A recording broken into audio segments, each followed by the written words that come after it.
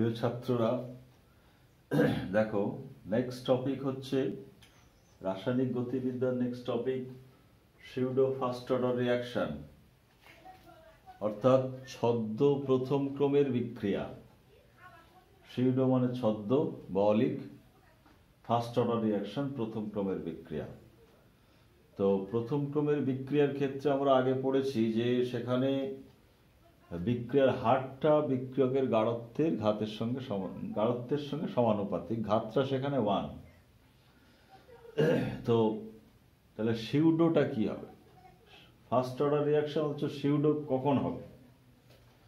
সেটা হলো অনেক বিক্রিয়া আছে যেখানে দেখা যাবে যে বিক্রিয়া হারটা একাধিক বিক্রিয়কের গাঢ়ত্বের উপর নির্ভরশীল হওয়ার কথা, কিন্তু বাস্তবে একটাই মাত্র বিক্রিয়কের গাঢ়ত্বের উপর নির্ভরশীল হয়।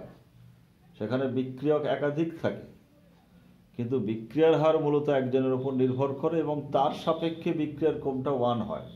সেক্ষেত্রে আমরা সেটাকে বলবো সিউডো ফার্স্ট অর্ডার রিঅ্যাকশন। আচ্ছা, আগে উদাহরণটা দেখো, আগে এক্সাম্পল দেখো। C6 C12 H22O11 plus H2O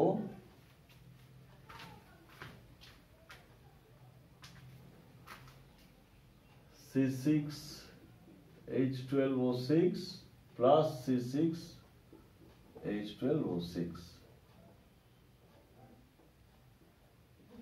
এটা গ্লুকোজ, এটা সুক্রোজ, এটা গ্লুকোজ, এটা ফ্রুক্টোজ। গ্লুকোজে সুক্রোজের এটা আর্দ্র বিশ্লেষণ এবং অ্যাসিডের অনুঘটকের উপস্থিতিতে সুক্রোজের যদি আর্দ্র বিশ্লেষণ করা হয় গ্লুকোজ এবং ফ্রুক্টোজ তৈরি হয়। এই বিক্রিয়াতে অ্যাকচুয়ালি দেখো rate equals to K into C12 H22O11 into H2O। এখানে বিক্রিয়ার হারটা সুক্রোজ এবং জল উভয়ের গাঢ়ত্বের উপর নির্ভরশীল, এবং এই সেন্সে যেহেতু উভয়ের ঘাত এর এক আছে তাহলে ক্রমটা 2 হওয়ার কথা, কিন্তু বাস্তবে দেখা যায় যেটা এটা একমাত্র সুক্রোজের গাঢ়ত্বের উপরই নির্ভরশীল থাকে।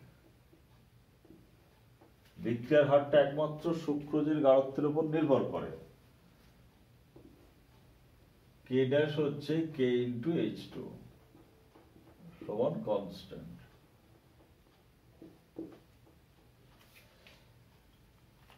কেন এরকম হচ্ছে?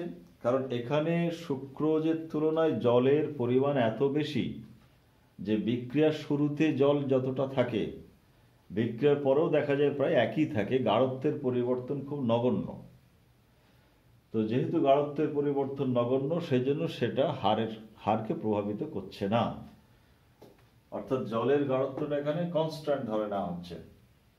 সেজন্য মূলত বিক্রিয়াটা এর উপর নির্ভর করছে, কিন্তু অ্যাকচুয়ালি জল বিক্রিয়ার হারের সমীকরণে থাকার কথা। সেই জন্য এটা একেবারে পিওর নির্ভেজাল ফার্স্ট অর্ডার রিঅ্যাকশন হচ্ছে না, এটা সিউডো ফার্স্ট অর্ডার রিঅ্যাকশন হয়ে যাচ্ছে।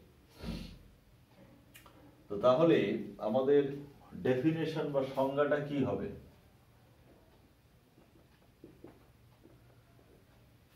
যেসব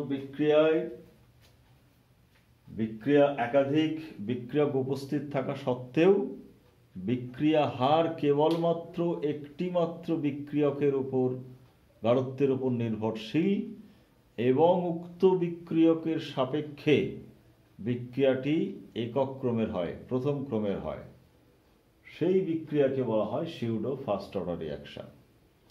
সংজ্ঞা আমি আর লিখছি না, সংজ্ঞা বই থেকে পড়ে নেবে, সংজ্ঞা লিখতে গেলে সময় লাগে। তাহলে ডেফিনেশনটা হলো যেসব বিক্রিয়ায় একাধিক বিক্রিয়ক উপস্থিত থাকা সত্ত্বেও বিক্রিয়ার হার শুধুমাত্র একটি মাত্র বিক্রিয়কের গাঢ়ত্বের উপর নির্ভরশীল এবং উক্ত বিক্রিয়কের সাপেক্ষে বিক্রিয়াটি প্রথম ক্রমের হয়, সেই বিক্রিয়াকে বলা হয় সিউডো ফার্স্ট অর্ডার রিঅ্যাকশন। ঠিক আছে, তাহলে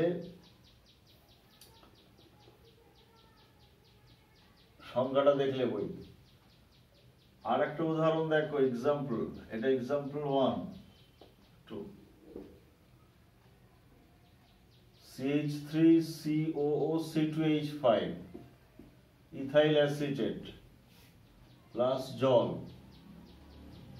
আম্লিক মাধ্যম তৈরি হবে CH3COOH প্লাস C2H5OH। এটা হলো একটা ester ethyl acetate, ethyl acetate, আর এটা হলো অ্যাসিটিক অ্যাসিড, আর এটা হলো ইথাইল অ্যালকোহল। তাহলে এস্টারের আর্দ্র বিশ্লেষণ মানে এস্টারের সঙ্গে জলের বিক্রিয়া, সেখানে অ্যাসিড এবং অ্যালকোহল তৈরি হচ্ছে। তো এখানেও দেখা যায় যেটা, যে জলের পরিমাণ বেশি থাকার কারণে জলের গাঢ়ত্বের পরিবর্তন নগণ্য, তাই জলের গাঢ়ত্বের পরিবর্তনটাকে প্রায় ধ্রুবক ধরে নেওয়া হয়। সুতরাং এখানেও rate equals to K into CH3COOC2H5 মূলত এস্টারের গাঢ়ত্বের উপরে নির্ভর করে। সেটা আমরা এইভাবেই দেখাতে পারি, into H2O equals to K dash into CH3COOH তাহলে এটাও একটা ছদ্ম প্রথম ক্রম বিক্রিয়ার উদাহরণ। তাহলে এখানে আমরা দেখছি কি, যে ছদ্ম প্রথম ক্রম বিক্রিয়া হতে গেলে একটা বিক্রিয়ককে অপরটার তুলনায় অনেক বেশি পরিমাণে উপস্থিত থাকতে হবে। এখানে জল সুক্রোজ বা ইথাইল অ্যাসিটেটের তুলনায় অনেক বেশি পরিমাণে আছে, সেই কারণেই এটাকে আমরা কনস্ট্যান্ট ধরে নিচ্ছি এর গাঢ়ত্বটাকে, তার ফলে এটা ছদ্ম প্রথম ক্রম বিক্রিয়া হয়ে যাচ্ছে। তাহলে ছদ্ম প্রথম বিক্রিয়া কাকে বলে, উদাহরণ দাও। এটা যেমন একটা প্রশ্ন হতে পারে। আবার সুক্রোজের আর্দ্র বিশ্লেষণ ছদ্ম প্রথম ক্রম বিক্রিয়া বলা হয় কেন, বা ইথাইল অ্যাসিডের আর্দ্র বিশ্লেষণকে ছদ্ম প্রথম ক্রম বিক্রিয়া বলা হয় কেন, এই ধরনের একটা ব্যাখ্যামূলক প্রশ্ন থাকতে পারে। এছাড়া অনেক সময় এইরকম প্রশ্ন থাকে, দেখো তোমাকে একটা বিক্রিয়া দিয়ে দিল, ধরো A প্লাস 2B থেকে C, এবং এখানে রেট বললো A ইন্টু B এর স্কোয়ার, K রেট সমান K ইন্টু A এর গাঢ়ত্ব এবং B এর গাঢ়ত্বের স্কোয়ার। তাহলে এখানে অ্যাকচুয়ালি বিক্রিয়াটার অর্ডার কি, 1 প্লাস 2 3, তো 3। প্রশ্নটা হবে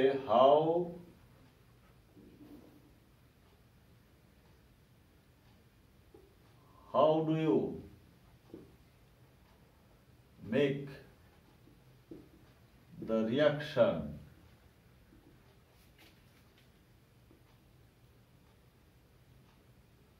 as first order?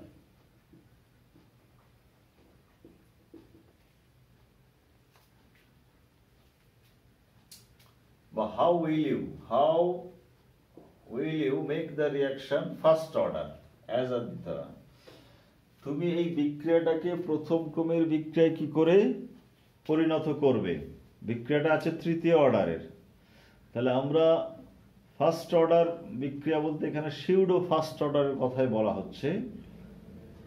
তো সিউডো ফার্স্ট অর্ডারের ক্ষেত্রে আমরা দেখলাম যে এখানে একাধিক বিক্রিয়ক উপস্থিত থাকলেও বিক্রিয়াটা মূলত একজনের উপরই নির্ভর করবে এবং তার সাপেক্ষে বিক্রিয়ার ক্রমটা 1 হবে। তো এখানে দেখো এর সাপেক্ষে বিক্রিয়ার ক্রম 1 আছে, তাহলে এখানে আমাকে বিক্রিয়া হার সমীকরণে বি থাকলে চলবে না, তাহলে বি এর গাঢ়ত্বটাকে ধ্রুবক করতে হবে। কিভাবে ধ্রুবক করা যাবে?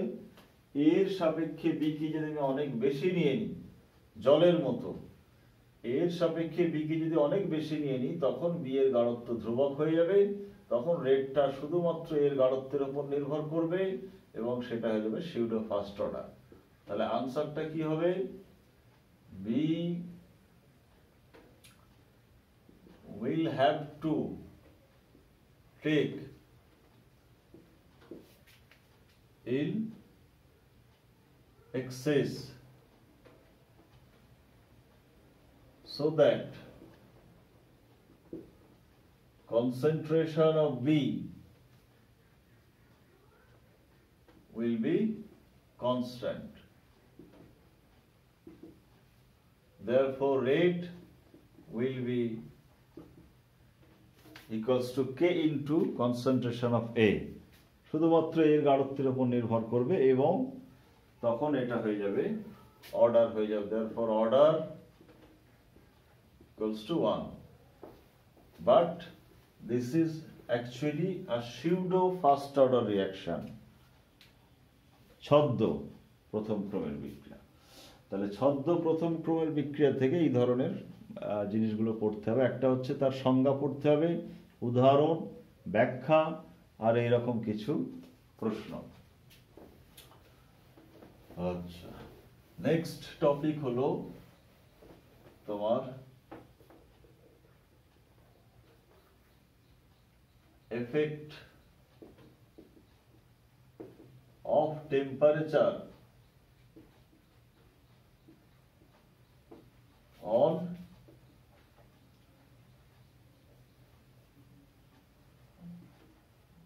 rate constant. হার ধ্রুবক, বিক্রিয়া হার ধ্রুবকের উপরে উষ্ণতার প্রভাব। এর আগে আমরা হার ধ্রুবক কাকে বলে পড়েছি। এখন আমরা দেখব তাপমাত্রার উপর এর উপর তাপমাত্রার কি প্রভাব। তো সাধারণ আমাদের একটা কমন এক্সপিরিয়েন্স যেটা, যে তাপমাত্রা বৃদ্ধি করলে কোনো একটা বিক্রিয়ার হার বেড়ে যায়, বিক্রিয়ার স্পিড বেড়ে যায়, এটা একটা কমন এক্সপিরিয়েন্স। তো এম্পিরিক্যালি বলা যায়, এম্পিরিক্যালি বা স্থূলভাবে, প্রথমে লেখো বা প্রথমে আমরা বলতে পারি যে রেট কনস্ট্যান্ট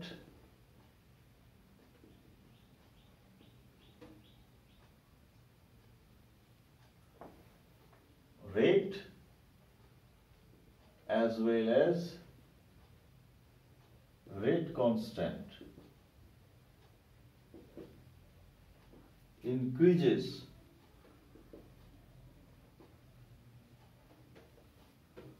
with temperature. বিক্রিয়ার হার যদি বাড়ে তাহলে হার ধ্রুবকের মানও বাড়বে। তাহলে rate as well as rate constant উভয়ই তাপমাত্রার সঙ্গে কি হয়, বৃদ্ধি পায়। এবার এটা আমরা এম্পিরিক্যালি বলতে পারি, স্থূলভাবে, যে for every 10 degree centigrade rise in temperature,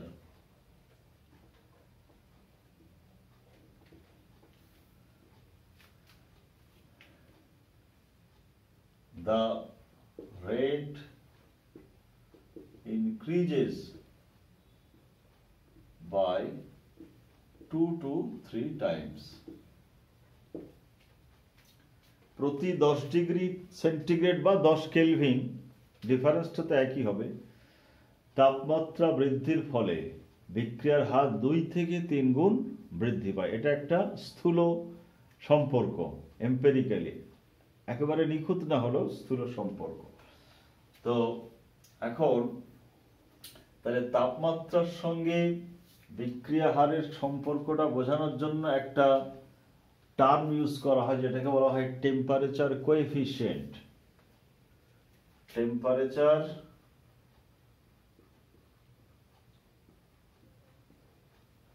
coefficient, যার বাংলা মানে হলো তাপ উষ্ণতা গুণাঙ্ক। উষ্ণতা গুণাঙ্ক এটা কি? এটা হচ্ছে the ratio of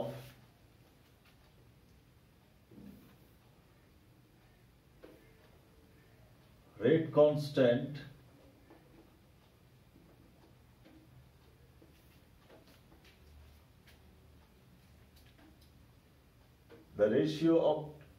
constant at T plus 10 degrees centigrade and T degrees centigrade is called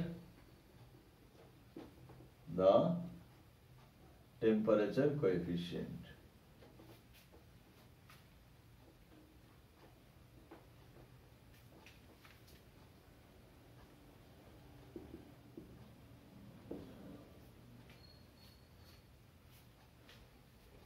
অর্থাৎ T+10 ডিগ্রি সেন্টিগ্রেড তাপমাত্রায় যে হার ধ্রুবক হয় তার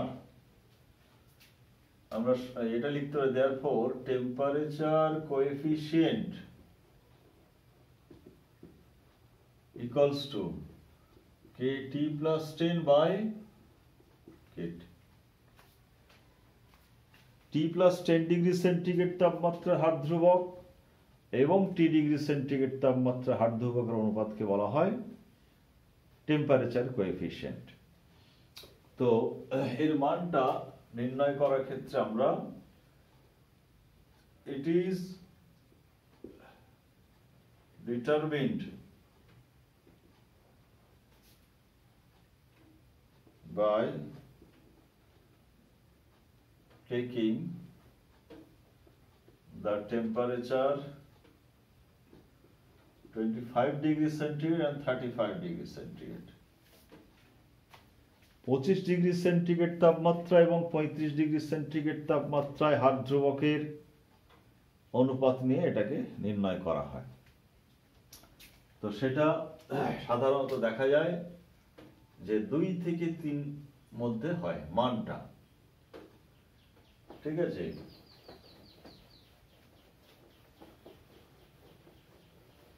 এখন if temperature is increased from T1 degree centigrade to T2 degree centigrade, যদি কোনো বিক্রিয়ার তাপমাত্রা T1 থেকে বাড়িয়ে T2 ডিগ্রি সেন্টিগ্রেড করা হয় সেক্ষেত্রে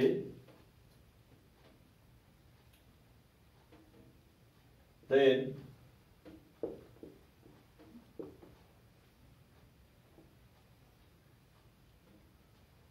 KT plus 10 by KT equals to 2 to the power delta T by 10.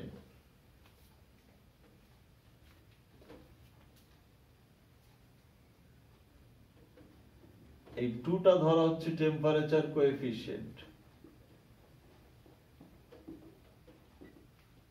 অর্থাৎ রেশিওটা আমরা বলেছি 2 থেকে 3 গুণ হয়, এখানে 2 ধরে নেওয়া হচ্ছে, বেশিরভাগ ক্ষেত্রে 2 ধরে নেওয়া হয়, টেম্পারেচার কোএফিসিয়েন্টকে 2 ধরে নেওয়া হয়। তো তাহলে দুটো হার ধ্রুবকের অনুপাত হবে বা বিক্রিয়ার হার কত গুণ বাড়বে সেটা হলো 2 to the power delta T by 10, আর ডেল্টা টিটা হচ্ছে T2 minus T1।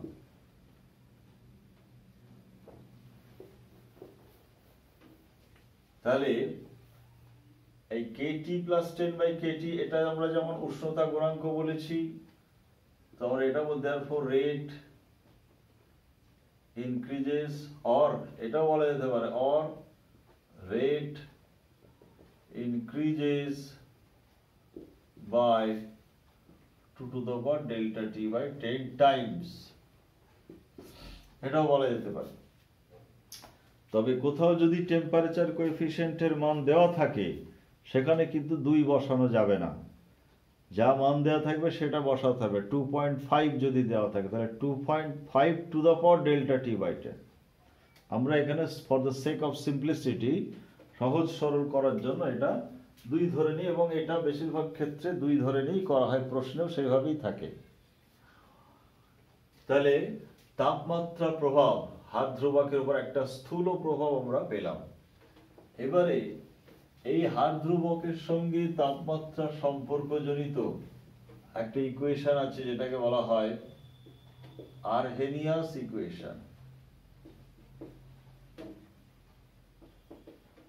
আরহেনিয়াসের সমীকরণ, ইম্পর্টেন্ট সমীকরণ একটা, যেখানে বলা হচ্ছে কে সমান a into e to the power minus Ea by RT. কেটা হলো রেট কনস্ট্যান্ট, ইএ হচ্ছে, এটা হচ্ছে ফ্রিকোয়েন্সি ফ্যাক্টর,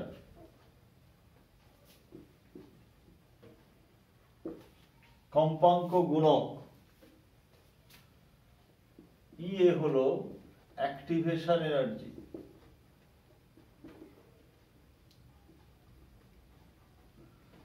আর আর তো ইউনিভার্সাল গ্যাস কনস্ট্যান্ট, আর টি হচ্ছে কেলভিন টেম্পারেচার, আর অ্যাজ ইউজুয়াল টি অ্যাজ ইউজুয়াল। ঠিক আছে? তো এই যে সমীকরণ আমরা পেলাম আরহেনিয়াসের সমীকরণ, এই সমীকরণে থেকে আমরা কি বুঝতে পারছি, তাপমাত্রার সঙ্গে হার ধ্রুবকের কি সম্পর্ক।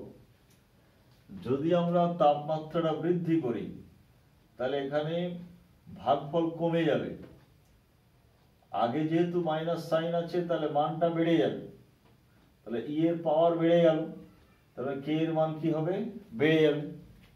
তাহলে আরহেনিয়াসও বলছেন তাপমাত্রা বৃদ্ধিতে কে এর মান কি হয়, বেড়ে যায়। এবার সেটা কিভাবে বাড়বে, সেটা এই সমীকরণ অনুযায়ী বাড়বে। তো তাহলে এইখানে দেখো আমরা আরহেনিয়াসের সমীকরণ একটা নতুন টার্ম পাচ্ছি, যেটা অ্যাক্টিভেশন এনার্জি। ফ্রিকোয়েন্সি ফ্যাক্টর যেটা, এটা একটা কম্পাঙ্ক গুণক, এটা বিক্রিয়া তত্ত্বের সঙ্গে সম্পর্কযুক্ত, সেটা পরে আমরা আসছি। সংঘর্ষ না ঘটলে কোনো বিক্রিয়া হয় না, আবার সব সংঘর্ষে বিক্রিয়া হয় না, তো তার পসিবিলিটিটা এই ফ্রিকোয়েন্সি ফ্যাক্টর দিয়ে বলা হয়। তো এই সম্পর্কে খুব বেশি আমাদের এখানে জানার অবকাশ নেই, আমরা অ্যাক্টিভেশন এনার্জি সম্পর্কে জানব। Activation energy,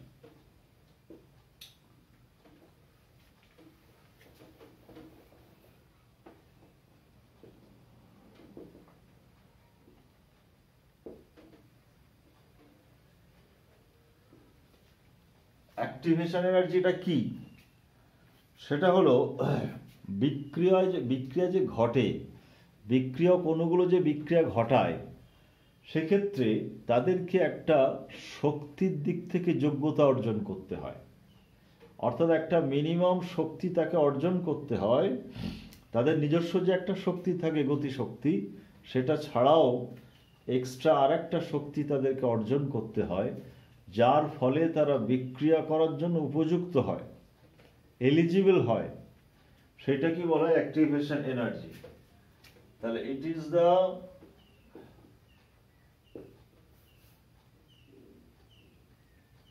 energy required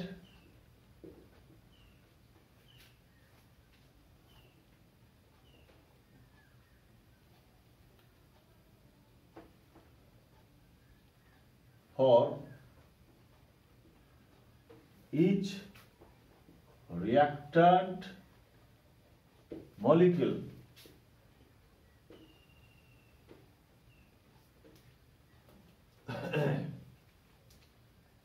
it is the energy required for each reactant molecule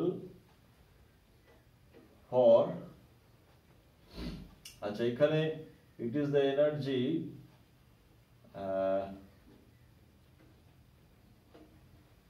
other than kinetic এনার্জিটা করে দাও, kinetic energy.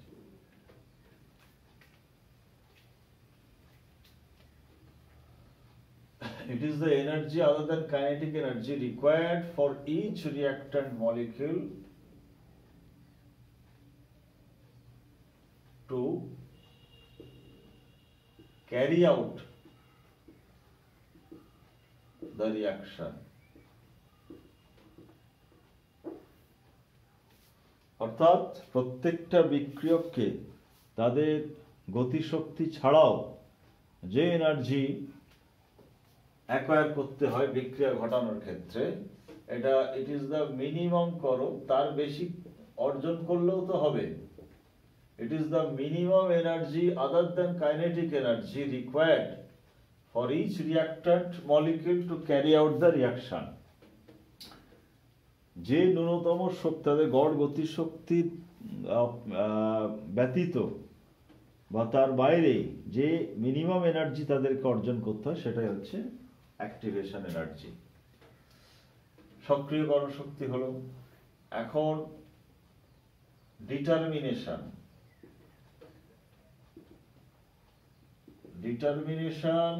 Of the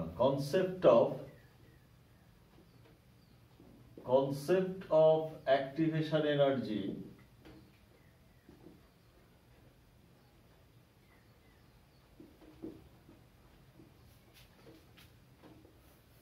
by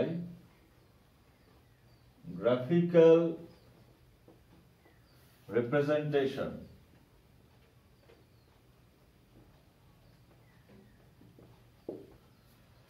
গ্রাফের সাহায্যে আমরা এই সক্রিয়করণ শক্তির ধারণাটা কিভাবে করতে পারি সেটা দেখো। একটা বিক্রিয়া আমরা ধরে নিচ্ছি, ধরো এ প্লাস বিসি, এখান থেকে এ বি প্লাস সি, এ একটা রিয়াকশন।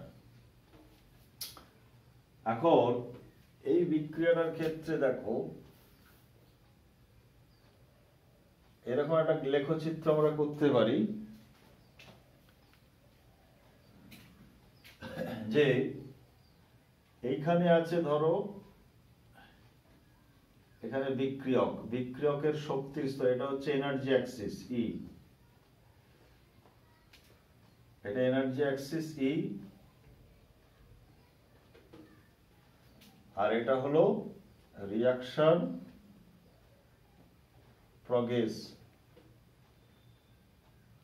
বিক্রিয়ার অগ্রগতি বা রিয়াকশন কোঅর্ডিনেটস, বিক্রিয়া অক্ষ। এবং এখানে বিক্রিয়কের শক্তির স্তর এ প্লাস বিসি। এই যে বলা হচ্ছে আদার দ্যান কাইনেটিক এনার্জি, তার মানে এদের একটা গতির শক্তি থাকে, সেটা এখানে। এবার এরা বিক্রিয়া করে এটা তৈরি করবে এ বি প্লাস সি, তাদের ধরো শক্তির স্তরটা এখানে, গড় গতি শক্তিটা এখানে। এখান থেকে কিন্তু সরাসরি এখানে এইভাবে যেতে পারে না, এদেরকে একটা মিনিমাম এনার্জি আরো অর্জন করতে হবে, করে তারপরে এখানে আসতে পারবে। অর্থাৎ ওর এনার্জি ছিল এইখানটায়, এটা হচ্ছে কাইনেটিক এনার্জি। এইখান থেকে এই পর্যন্ত শক্তি ওকে অর্জন করতে হচ্ছে, এটাকে বলা হয় সক্রিয়করণ শক্তি। ঠিক আছে, এই যে শক্তিটা, এটা হলো ইএ। এবং এই যে ডিফারেন্সটা, এর শক্তি ছিল এখানে, এর শক্তি, এই ডিফারেন্সটাকে আমরা কি বলি? এই ডিফারেন্সটাকে বলি ডেল্টা এইচ, এনথালপির চেঞ্জ। অর্থাৎ বিক্রিয়কের যা শক্তি ছিল সেখান থেকে বিক্রিয়কের শক্তি, বিক্রিয়াজাত পদার্থের শক্তি কিছুটা কমে গেল, এটা ডেল এইচ। এবং এখানে ডেল এইচ হচ্ছে নেগেটিভ, এর শক্তি কম এর শক্তি বেশি, তাহলে এটা মাইনাস এটা করলে নেগেটিভ আসে, ডেল এইচটা নেগেটিভ। তাহলে এটা ফর, এটা ধরো প্লাস এনার্জি, এটা একটা এক্সোথার্মিক রিয়াকশন।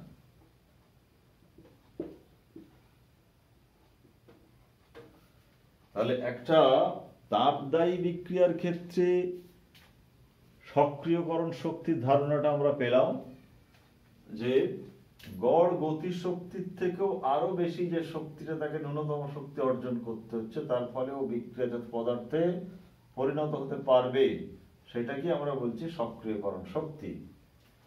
এখন বিক্রিয়া তো আরো এক ধরনের হয়, সেটা হলো তাপগ্রাহী বিক্রিয়া।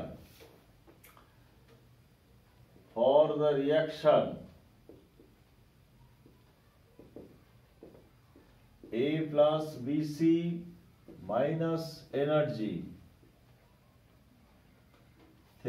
থেকে AB plus C, যদি এরকম হয়, শক্তির শোষণ হয়, তাপগ্রাহী বিক্রিয়া, সেক্ষেত্রে এর লেখচিত্রটা কিরকম হবে দেখো। এটা একটা এন্ডোথার্মিক রিয়াকশন, এন্ডোথার্মিক রিয়াকশন বা তাপগ্রাহী বিক্রিয়া। সেক্ষেত্রে লেখচিত্র হবে এদিকে এনার্জি, এদিকে রিয়াকশন কোঅর্ডিনেট,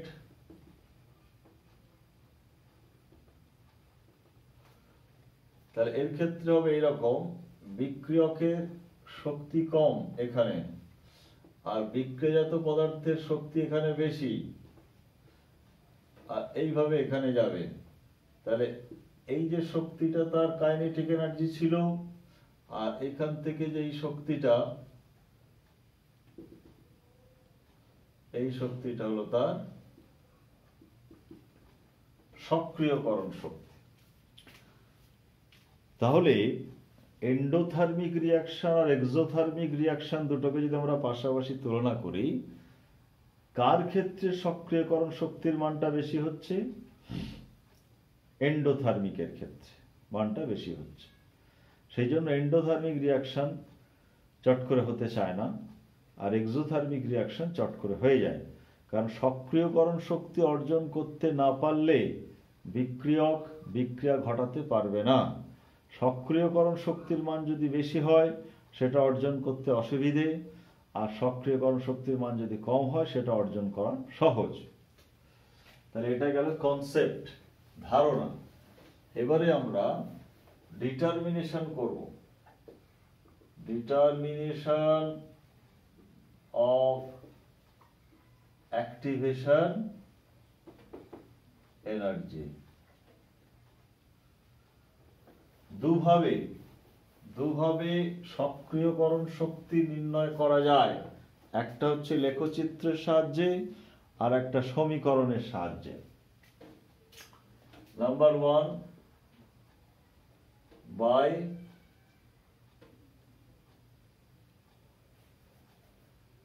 গ্রাফিক্যালি ধরে।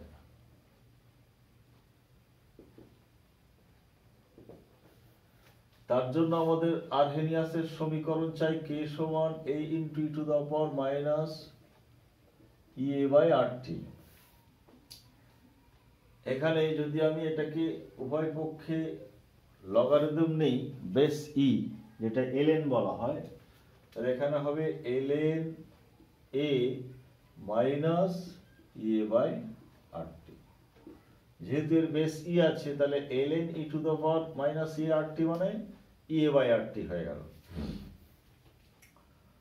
আর এটাকে যদি আমি লগ করি, 2.303 log K সমান base 10, 2.303 log A minus EA by RT হলো।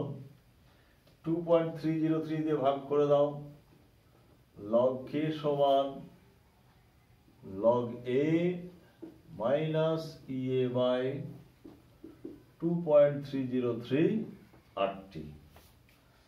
এখন একটু আমি এটাকে রিঅ্যারেঞ্জ করে নিচ্ছি, log K সমান minus EA by 2.303 R into 1 by T plus log of A। এটা Y, এটা M, এটা X, এটা C। তাহলে y equals to minus mx plus c আকারে চলে এলো সমীকরণটা। তো y equals to minus mx plus c এর লেখচিত্র কি রকম হয়?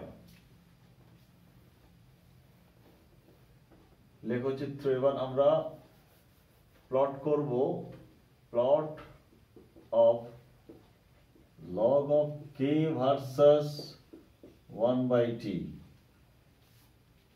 y axis বরাবর log k আর x axis বরাবর t plot 1 by t plot করব। তাহলে সেক্ষেত্রে আমরা কি পাবো দেখো, এটা হলো log k আর এখানে 1 by t, তাহলে সেক্ষেত্রে y equal to minus mx plus c এরকম গ্রাফ পাওয়া যাবে। Straight line with negative slope, ঋণাত্মক নতিযুক্ত সরলরেখা পাবো। স্লোপটা কত? স্লোপ হচ্ছে মাইনাস ea বাই 2.303 r। তাহলে স্লোপ মানে tan থিটা, এখান থেকে আমরা সেই স্লোপ থেকে আমরা এই ea বাই 2.3 স্লোপটা আমি এখান থেকে নির্ণয় করতে পারবো tan থিটা করে, লম্ব বাই ভূমি করে স্লোপ নির্ণয় করে সেখান থেকে ea নির্ণয় করা যাবে। তাহলে from slope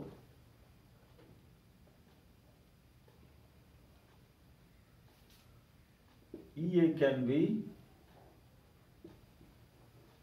determined, অর্থাৎ স্লোপ থেকে আমরা সক্রিয়করণ শক্তিটা নির্ণয় করে নিতে পারব। এটা একটা প্রসেস গেল, অ্যাক্টিভেশন এনার্জি ডিটারমিনেশন গ্রাফিক্যালি। আর একটা পদ্ধতি আছে দেখো, from equation,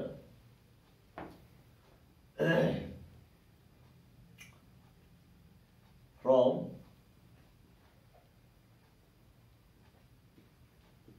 rate constants,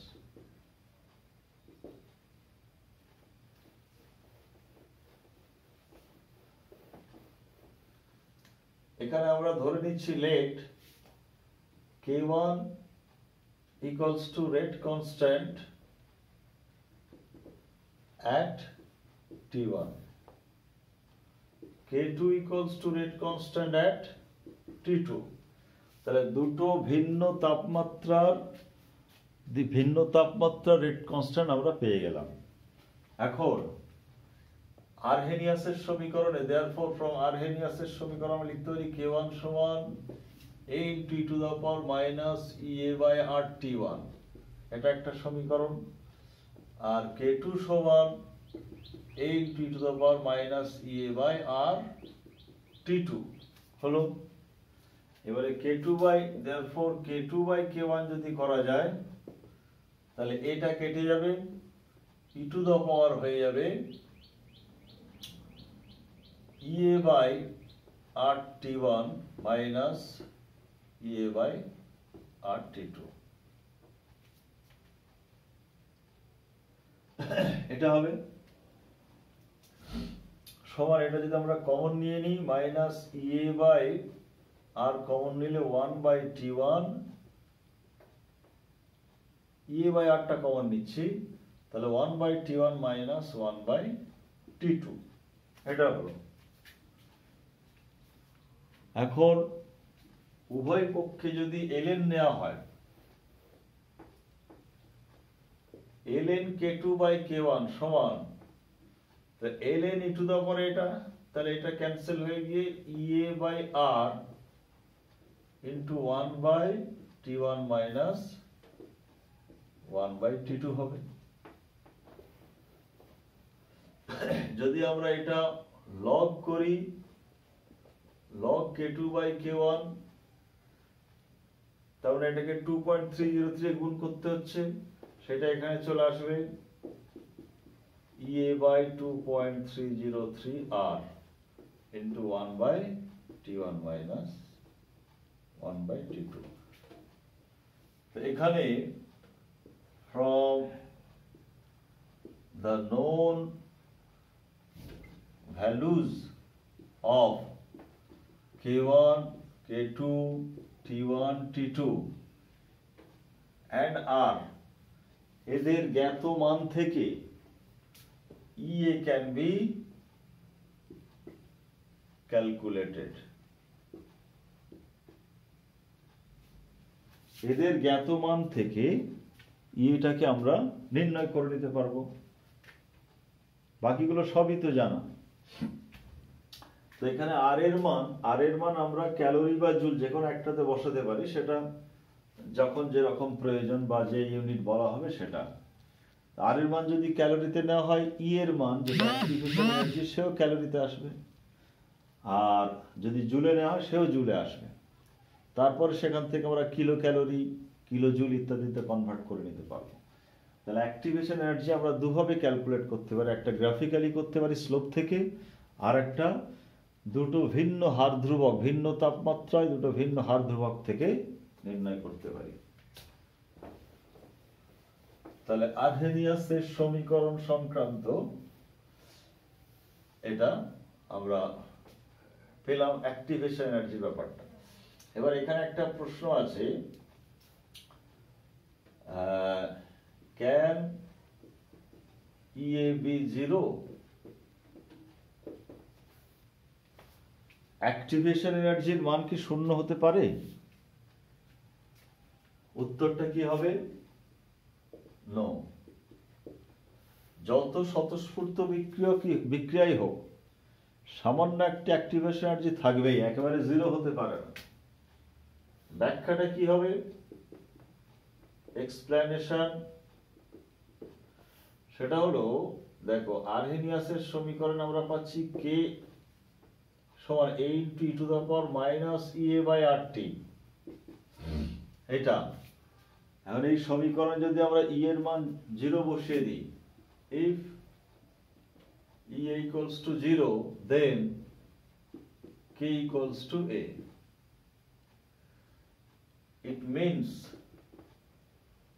It means for every collision there is reaction, which is impossible.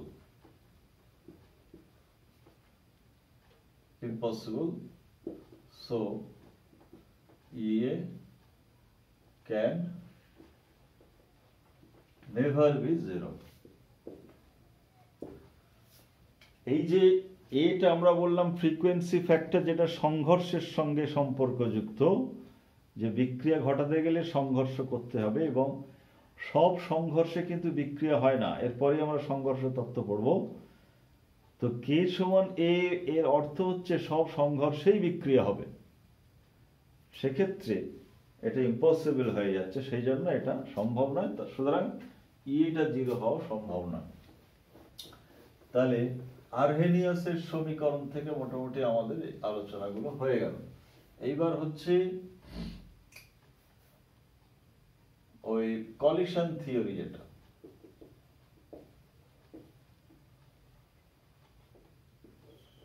Collision theory, সংঘর্ষ তত্ত্ব, বিক্রিয়ার যে তত্ত্ব আছে, বিক্রিয়া কি করে ঘটে তার মধ্যে একটা হচ্ছে, বিভিন্ন তত্ত্বের মধ্যে একটা হচ্ছে কলিশন থিওরি বা সংঘর্ষ তত্ত্ব। এখানে একটা হচ্ছে তোমাকে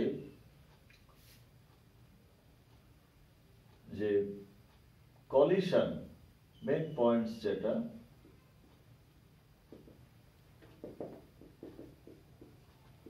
collision is must for a reaction to occur. একটা বিক্রিয়া ঘটতে গেলে সংঘর্ষ মাস্ট। কার সঙ্গে কার সংঘর্ষ? বিক্রিয়ক অণুগুলোর মধ্যে সংঘর্ষ ঘটতেই হবে। দুটো পদার্থকে পাশাপাশি রেখে দিলে কোনোদিনই বিক্রিয়া করবে না। যখন তুমি তাদেরকে পরস্পরের সংস্পর্শে আনবে তখন সংঘর্ষ ঘটবে, তার ফলে বিক্রিয়া ঘটবে। আর 2 নম্বর, every collision cannot make reaction। সব সংঘর্ষে কিন্তু বিক্রিয়া হয় না, বেশিরভাগ সংঘর্ষই বিফলে যায়। একটা সার্টেন ফ্র্যাকশন বিক্রিয়া ঘটাতে সমর্থ হয়। 3 নম্বর, threshold energy must be attained। বিক্রিয়ক অণুগুলোকে থ্রেশহোল্ড এনার্জি বা সূচনা শক্তি, এটা আবার আরেকটা টার্ম পাওয়া গেল, threshold energy must be attend.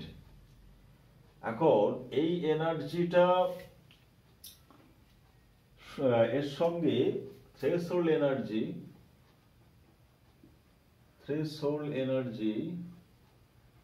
Equals to kinetic energy plus activation energy. Threshold energy হলো kinetic energy plus activation energy, দুটোই। অর্থাৎ আমরা যে লেখচিত্রটা বলেছিলাম, এইরকম ধরো একটা লেখচিত্র যেটা ছিল, সেখানে এইটা ছিল কাইনেটিক এনার্জি আর এইটা ছিল অ্যাক্টিভেশন এনার্জি। তাহলে এইখান থেকে এটা গোটাটা হলো থ্রেশহোল্ড এনার্জি, গোটাটা। তাহলে সূচনা শক্তি হচ্ছে যে শক্তি অর্জন করার ফলে বিক্রিয়ক অণুগুলো রাসায়নিক বিক্রিয়া ঘটাতে সমর্থ হয়, সেটাই সূচনা শক্তি।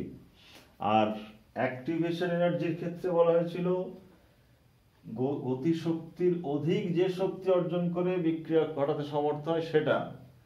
সেই জন্য দুটো সমান নয়, কিন্তু দুটোর মধ্যে ডিফারেন্স আছে। এটা গেল। তাহলে এই শক্তি যে অর্জন করতে হয়, আর একটা হচ্ছে 4 number, orientation, proper orientation is required।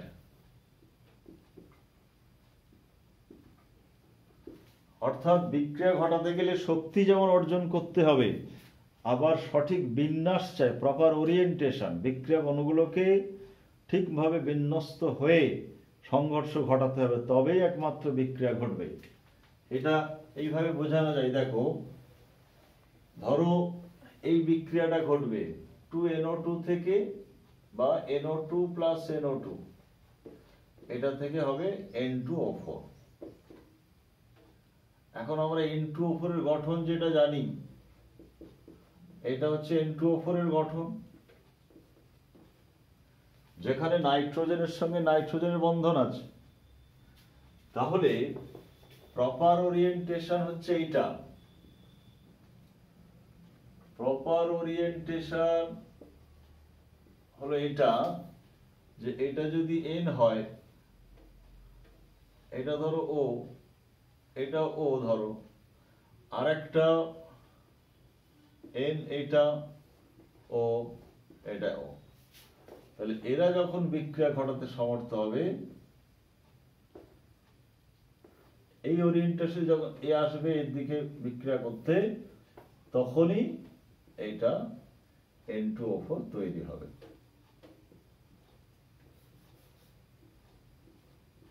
NNOO,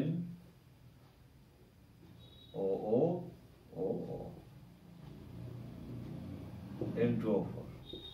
এটা একটা NO2, এটা একটা NO2। এটা প্রপার ওরিয়েন্টেশন, এতে বিক্রিয়া হবে। কিন্তু যদি এরকম হয়ে যায়, প্লাস ধরো এটা O, এটা N, আর এটা O, এরকম, তাহলে এতে কোনো কিন্তু বিক্রিয়া হবে না, N2O4 তৈরি হবে না। কারণ বন্ড যার সঙ্গে যার হবে, নাইট্রোজেনের সঙ্গে নাইট্রোজেনের, তারা যদি মুখোমুখি সংঘর্ষে লিপ্ত না হয়, তাহলে কিন্তু বিক্রিয়া হবে না। এটাই সংঘর্ষ তত্ত্বের মূল বক্তব্য। তাহলে একটা হচ্ছে সংঘর্ষ অবশ্যই হতে হবে। 2 নম্বর, সব সংঘর্ষে আবার বিক্রিয়া হবে না। 3 নম্বর, তাদেরকে সূচনা শক্তি বা থ্রেশহোল্ড এনার্জি অর্জন করতে হবে। 4 নম্বর, প্রপারলি ওরিয়েন্টেড হতে হবে। এই শর্তগুলো মানলে তবেই বিক্রিয়া ঘটবে। এর আগে আমরা বলেছিলাম, দেখো, যে মলিকিউলারিটি যে একটা টার্ম ছিল, তো সেখানে বলা হয়েছিল হায়ার মলিকিউলারিটি ইজ রেয়ার। হোয়াই? বলেছিলাম, পরে এটা বলবো, উচ্চ আণবিকতা সম্পন্ন বিক্রিয়া বিরল। এক আণবিক বিক্রিয়া, দ্বিআণবিক বিক্রিয়া, ত্রিআণবিক মোটামুটি পাওয়া যায়, কিন্তু তার বেশি আর সহজে পাওয়া যায় না। তার কারণ কি? তার কারণ এই শর্তগুলো।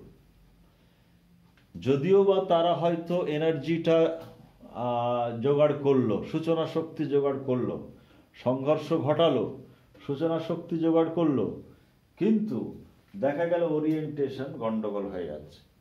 আবার দুটো অণু যত সহজে বিন্যস্ত হতে পারবে সঠিকভাবে, 3টে অণুর ক্ষেত্রে সঠিকভাবে বিন্যস্ত হওয়ার সম্ভাবনা কমে যাচ্ছে। 4টে অণু হলে আরো কমে যাবে। এইভাবে যত অণুর সংখ্যা বাড়বে, আণবিকতা বাড়া মানে কি, অনেক বেশি সংখ্যক অণু তো বিক্রিয়া অংশগ্রহণ করছে একসঙ্গে। তো সেক্ষেত্রে একসঙ্গে এতগুলো অণু সঠিকভাবে বিন্যস্ত হয়ে বিক্রিয়া ঘটানোর সম্ভাবনা কিন্তু অনেক কমে যাবে। এই জন্য হায়ার মলিকিউলারিটি বা মলিকুলারিটি, হাই মলিকুলারিটি ইকুয়েশন, এই reaction with high molecularity is rare, বিরল। তো যাই হোক, আমরা কাইনেটিক্সের থিওরিগুলো শেষ করে দিলাম। নেক্সট দিনে আমি এর ওপর কিছু প্রবলেম করব, তারপর এই চ্যাপ্টারটা শেষ হয়ে যাবে। Thank you.